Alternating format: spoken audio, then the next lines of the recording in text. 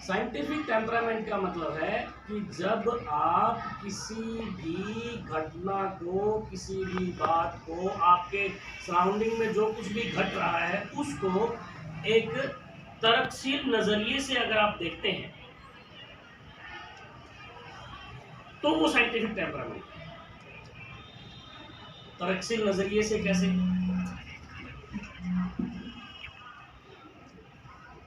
आपने कभी भी कोई भी काम हमारे घर में जैसे होता है उसके बारे में कभी सोचा है कि ये क्यों हो रहा है? जैसे हमारे घर वाले हमें सुबह उठाने के लिए कहते हैं उठ जाओ उठ जाओ, कभी आप सोचते हो क्यों उठाते हैं वो? कभी उसके पीछे जाने की कोशिश करते हो? या आप सुबह तैयार होकर कॉलेज आते हो, क्यों आते हो? सबको होगा कि पढ़ाई होगी। क्यों होगी पढ़ाई? क्या जरूरी है पढ़ाई की? गांव में जो जब अनपढ़ लोग थे तब क्या वो जिंदा नहीं रहते थे? क्या वो कमाते नहीं थे? क्या उनके जीवन में सुख शांति नहीं थी? तो पढ़ाई क्यों जरूरी है? फिर वो क्यों उठाते हैं? नहीं है ना। इसके पीछे साइंटिफिक है, वैज्ञानिक दृष्टिकोण है, एक सोच है। जब हम किसी भी चीज को एक बेहतर नजरिए से देखते हैं, बेहतर यानी उसके पीछे छिपे हुए तर्क के हिसाब से देखते हैं, तो हम सही और गलत का फैसला कर पाते हैं। शिक्षा हमारे लिए इसलिए जरूरी है कि हम सही और गलत को बेहतर तरीके से जान सकें। पहले के लोग भी सुखी थे, वो अनपढ़ थे, सुखी थे। उसका कारण ये था कि वो सही और बेहतर को अपने अनुभव से सीख रहे थे। लेकिन अगर हर आदमी सारे अनुभव एक ही जीवन में लेने लग जाए तो फिर बेहतर तो कुछ हो ही नहीं पाएगा, वो तो सीखने में वहीं तक रह जाएगा।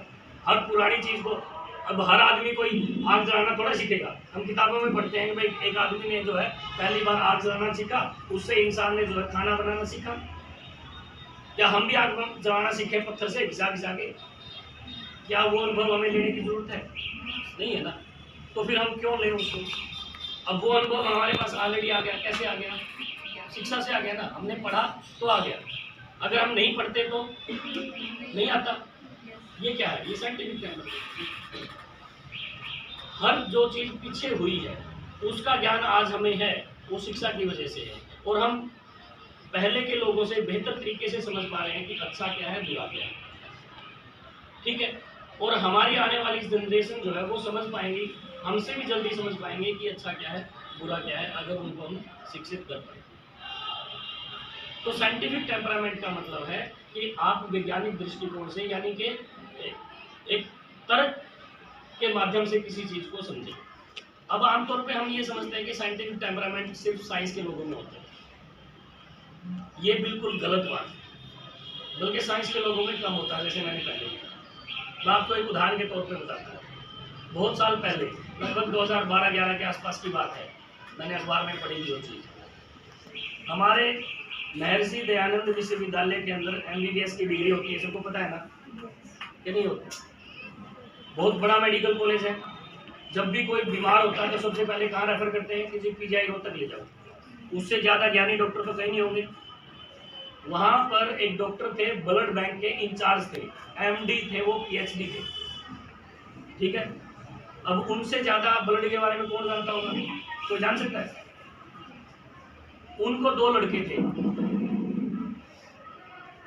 बड़ा लड़का पढ़ाई में कमजोर था, छोटा लड़का पढ़ाई में थोड़ा तेज था। बड़े लड़के को कोशिश की, उसका PMT में दाखिला नहीं हुआ, उसका NTMT होती थी, नीट बाद में हुआ है। छोटे लड़के का पहले चांस में हो गया, बाद में उसके 2 साल बाद। तो वो माता पिता दोनों, उसकी वाइफ भी डॉक्टर और वो भी डॉक्टर, और दोनों चिंता में कि अब इन बच्चों का क्या करें, बड़े का क्या करें। छोटा तो बहुत इंटेलिजेंट है। तो किसी महानुभाव ने उनको बताया, किसी तांत्रिक ने उनको बताया कि जी अगर आप छोटे बच्चे का खून बड़े बच्चे में ट्रांसफ्यूज कर दो, डाल दो, तो बड़ा बच्चा भी इंटेलिजेंट हो जाएगा। ठीक है। अब वो देखो, खून के बारे में उससे ज्यादा कौन जानता होगा? उस डॉक्टर से ज्यादा जो ब्लड बैंक का इंचार्ज है, जो ब्लड में PhD है, उसको। ये तो हमें भी पता है ना कि ब्लड ग्रुप होता है AB O+O, तो पता है ना। और A वाले को A का ही चढ़ता है, B वाले को B का ही चढ़ता है, पता है ना। लेकिन उसकी बुद्धि भ्रष्ट होगी, वो तो विज्ञान पढ़ा हुआ था, उसने उसकी बात मान ली और घर पे एक हवन करवाया गया तंत्र विद्या से, और कीट वगैरह उनके पास थी ही, डॉक्टर थे वो, कीट ले आए और उसका खून जो है उसमें चढ़ाना शुरू कर दिया। और जब हमें ब्लड ग्रुप का पता ना हो और ऐसे अगर ट्रांसफ्यूज कर दें तो क्या होता है, मौत हो जाती है।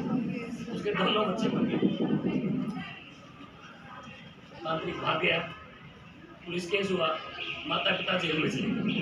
अब बताइए, वो तो वैज्ञानिक था, क्या उसमें साइंटिफिक टेम्परामेंट था? नहीं था ना।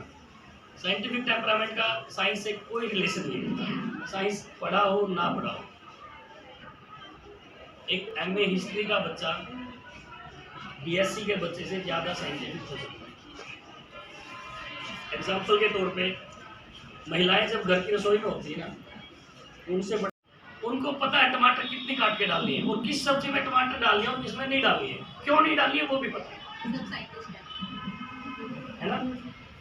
यानी हमारी जो महिलाएं हैं ना, वो जब रसोई में होती है तो वो साइंटिस्ट होती है, और वही महिलाएं जब रसोई से बाहर निकलती है ना, फिर उनका साइंटिफिक टेम्परामेंट 0 हो जाता है ना। हमारे देश में सबसे ज्यादा धार्मिक कौन है? महिलाएं हैं, है ना। सबसे ज्यादा व्रत महिलाएं करती हैं, सबसे ज्यादा पूजा पाठ महिलाएं करती हैं, सबसे ज्यादा धागे महिलाएं बांधती हैं, कोई हाथ में, कोई टांग में, कोई सर में, कोई गले में, कहीं कहीं, जिसका पता ही नहीं कहाँ कहाँ बंधे हुए। लेकिन सबसे बुरी स्थिति इस देश में किन की है? कहने की जरूरत है। तो अगर वो इतनी धार्मिक है, अगर वो इतनी भगवान के नजदीक है, अगर वो धर्म को इतने बेहतर तरीके से समझती हैं, तो फिर वो धर्म, वो भगवान, वो ज्ञान जो उनके अंदर है, आध्यात्मिक ज्ञान, वो उनको उस शोषण से बचाने में मदद क्यों नहीं करता? बताइए।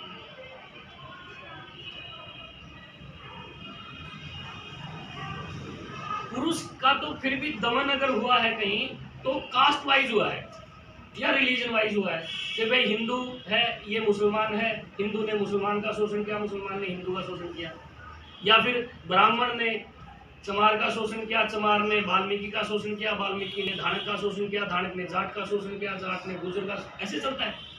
लेकिन महिला तो ब्राह्मण के घर में है तो भी शोषण में है, चमार के घर में है तो भी शोषण में है, पंजाबी के घर में है तो भी शोषण में है। महिलाओं का क्या? सबसे ज्यादा शोषित है बेचारे, लेकिन सबसे ज्यादा धार्मिक भी है, सबसे ज्यादा कर्मकांड करती हैं। क्यों? क्योंकि साइंटिफिक टेम्परामेंट की कमी है।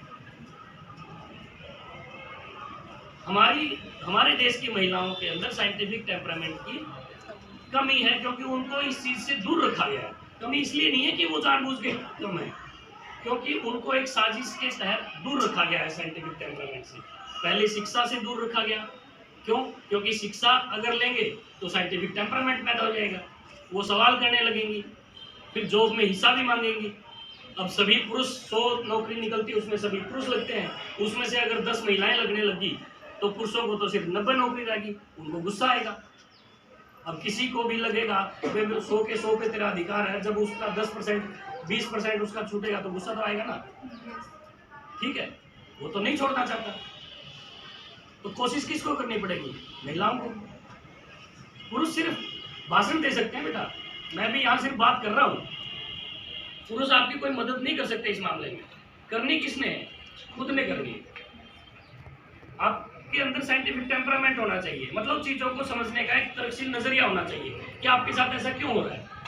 अगर आप ऐसा क्यों हो रहा है ये करने लगे तो साइंटिफिक टेम्परामेंट आ गई। साइंटिफिक टेम्परामेंट पैदा करने का कोई ज्यादा बड़ा वो तरीका नहीं है, सिर्फ 4 तरीके। लेकिन फ्री की चीज का एक नुकसान ये रहता है कि हमें वो यूजलेस भी लगती है, लेकिन ये यूजलेस नहीं है।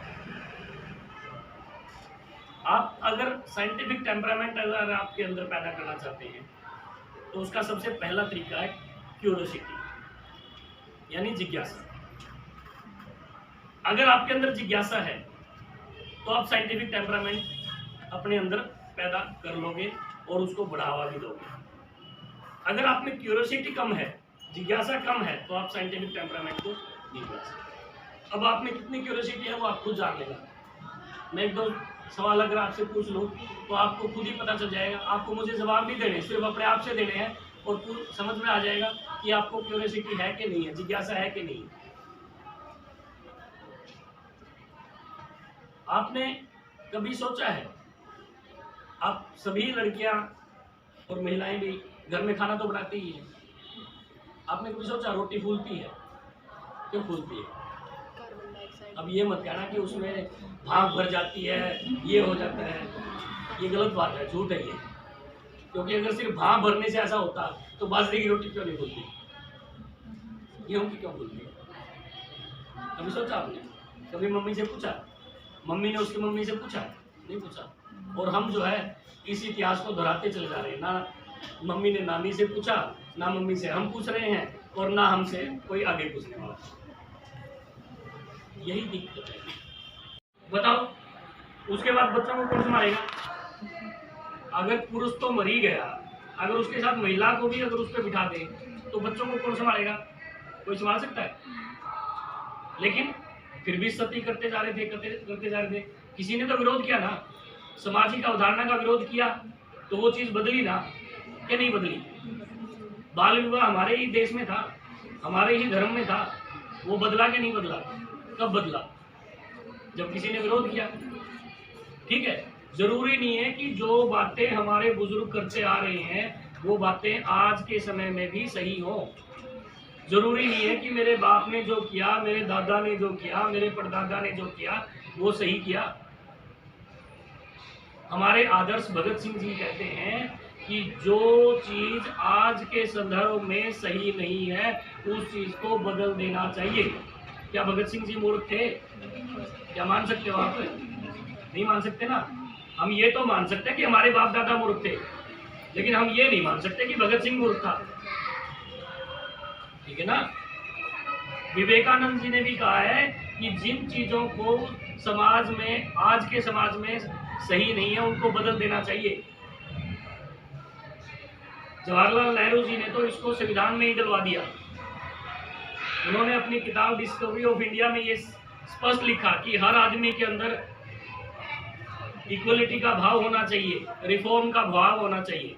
रिफॉर्म यानी सुधारों का, सुधार मतलब गलत चीजों को छोड़ के नई की तरफ जाने का। ऐसा करने से हम धर्म विरोधी नहीं हो रहे। आमतौर पे ये कहा जाता है, जब भी हम साइंस की बात करते हैं ना या तर्कशीलता की बात करते हैं, तो उसको क्या कहते हैं, यार ये तो नास्तिक होगा, इसको तो धर्म में विश्वास ही नहीं है, ये तो भगवान को मानता ही नहीं होगा। अरे भाई, धर्म को मानना एक अलग चीज है और अंधभक्त होना एक अलग चीज है। धर्म हमें कभी नहीं कहता ये चीजें करने के लिए। तो चौथी जो बात है वो यही है कि किसी भी धर्म को अगर समझना है ना तो वो उसकी फिलोसफी से समझो, उसके रिचुअल से नहीं। मतलब उस धर्म में जो कर्मकांड होते हैं उससे नहीं समझना धर्म को। धर्म को समझना है उसकी फिलोसफी से, उसके दर्शन शास्त्र से समझना है। जैसे हमारा हिंदू धर्म जो है वो क्या कहता है कि भाई हमारे हिंदू धर्म के अनुसार हमारे जीवन में 4 आश्रम होते हैं ना, जिसमें हम बचपन में अलग आश्रम होता है, पढ़ाई के टाइम का अलग होता है, कमाने के टाइम का अलग होता है, और बुढ़ापे का अलग होता है ना। वो साइंटिफिकली डिवाइडेड किया गया है, इसलिए हिंदू धर्म को हम मान रहे हैं। ये थोड़ा ना कि इसलिए हम हिंदू धर्म को मान रहे हैं कि उस मंदिर में भी माथा जाके टेका, उसमें भी टेका, उसमें भी टेका, अब शेरावाली के सामने मुंदा पड़ा है, अब वो हनुमान के सामने मुंदा पड़ा है, अब वो शिव जी के सामने मुंदा पड़ा है। अब उससे थोड़ा ना धर्म आ जाएगा। अगर हम हर रोज शिव जी को जल चढ़ाते रहे तो धर्म थोड़ा ना आ जाएगा। धर्म तो तब आएगा जब हम उसके दर्शन को मानेंगे, जब हम उनमें विश्वास करेंगे। ठीक है, लेकिन धर्म के अंदर लोगों ने अपने फायदे के लिए, कुछ लोगों ने अपने फायदे के लिए उसके अंदर इस तरह की चीजें जोड़ दी हैं कि जिससे दूसरे लोगों का शोषण किया जा सके, खासतौर पे महिलाओं का शोषण किया जा सके। ठीक है ना? अब हमें क्या कहते हैं, साथ में तो सिखाया जाता है कि भाई एक भी सांस आपके भगवान की इच्छा के विरुद्ध नहीं आ सकती। आपको जितने भगवान ने सांस देके भेजा है ना, जितना जीवन देके भेजा है उतना ही रहेगा। ना उससे एक सांस कम लोगे आप, ना उससे, ना तो आपकी उम्र बढ़ सकती है ना आपकी घट सकती है ना। जब हमने जिंदा रहने का टाइम फिक्स है हमारा ऑलरेडी, ठीक है, तो फिर जो बाकी जो कर्म कांड हम कर रहे हैं वो क्यों कर रहे हैं? उनका औचित्य क्या? जो होना है वो तो होना है। एक तो ये है कि हर चीज प्रभु की इच्छा से होती है, और जब हर चीज प्रभु की इच्छा से होती है तो निर्भय का ज्ञान क्या था? प्रभु की इच्छा थी, क्या था? अब फिर प्रभु वहां कहाँ चले गए? वहां प्रभु क्यों नहीं पहुंचे? वो बेचारी चलती बस में चिल्लाते रही, क्यों नहीं पहुंचा वहां? क्योंकि धर्म के कर्मकांडियों ने धर्म को इस तरीके से विकसित रूप दे दिया कि हमें धर्म को मानने से भी डर लगने लगा। और वो इसलिए क्योंकि हम साइंटिफिक टेम्परामेंट के हिसाब से नहीं सोचते। तो आपके चारों तरफ हो रही घटनाओं को अगर आप साइंटिफिक टेम्परामेंट के हिसाब से देखोगे तो आपने बेहतर तरीके से बदलाव दिखाई देंगे। हम मतलब किसी का सही करना हो तब तो हम भगवान को याद करते हैं, किसी का गलत करना हो तब हम भगवान को याद नहीं करते हैं। क्यों? क्योंकि ये वैज्ञानिक दृष्टिकोण की कमी है। तो पहली बात यह है कि आपके अंदर डालने सीखे हैं, बीजों का ट्रीटमेंट करना सीखा है, पेस्टिसाइड बनाना सीखा है, ठीक है ना। वो सारी चीजें हम छोड़ कैसे दें? और जो भी चीजें इस सोच के अगेंस्ट आएगी हमें वो बदलनी पड़ेगी, क्योंकि वो वर्तमान में सही नहीं है। जैसे हमने सती प्रथा को बदला वैसे हम इसको भी बदल देंगे, और एक समय के बाद जरूर बदल देंगे। अगर आप बच्चे वैज्ञानिक दृष्टिकोण को अपनाएंगे और उस तरीके से सोचेंगे तो डेफिनेटली एक दिन भारतीय समाज जो है एक बेहतर समाज होगा, जहाँ पर नारी का सम्मान होगा, जहाँ नारी को एक भोग की वस्तु नहीं समझा जाएगा, उसको एक शो पीस नहीं समझा जाएगा, उसको एक इक्वलिटी का दर्जा दिया जाएगा, और उसको भी उतना ही महत्वपूर्ण दिखाया जाएगा भारतीय सिनेमा में जिस तरीके से हॉलीवुड की फिल्मों में दिखाया जाता है, ठीक है ना। तो मेरा आपसे सिर्फ एक ही अनुरोध है कि आप साइंटिफिक टेम्परामेंट को अपने जीवन चरित्र में अपनाइए, आप उसके आप डेली जीवन में आप उसका अनुसरण कीजिए, ठीक है ना। जब आप डेली जीवन में होने वाली घटनाओं को वैज्ञानिक दृष्टिकोण से सोचने की कोशिश करेंगे, समझने की कोशिश करेंगे कि ऐसा क्यों हो रहा है या होना चाहिए कि नहीं होना चाहिए, और जब आप उसके विरोध में खड़े होंगे तो चीजें बदलेंगी और समाज सुधरेगा। Thank you.